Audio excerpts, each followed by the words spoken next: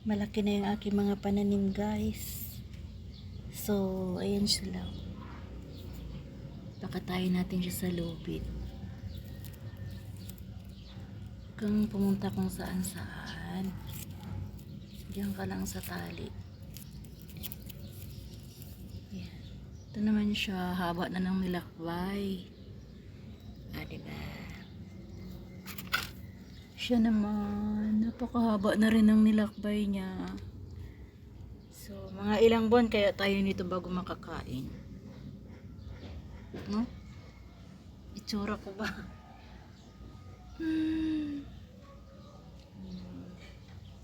Ano lang sila, one, two, tatlong puno lang siya. Madami sana yan kaso namatay. Sa sobrang init na siguro. Hindi ko alam kung saan sila tutubo. Pero pinaghandaan ko na yung kanilang gagapangan. Diba? Ito yung second floor ng aming bahay. Hindi pa siya masyadong hindi pa natapos. Kailangan pa ng malakihang budget. Ayan sila. Diba, tuwang-tuwa ako sa kanila kasi ang bilis nilang gumapang. Yung kamatis ko naman ay naghihingalo.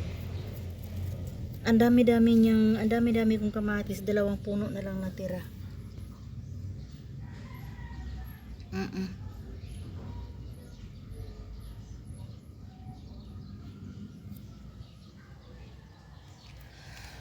So,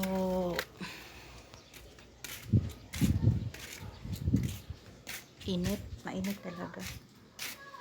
Yung aking alubati, wala kasi tayong ibang mapagtaniman kaya yan lang. Diba? Isang puno lang dinagdagan ko. Tsaka itong aking talbos. Ang init, guys, baba na tayo.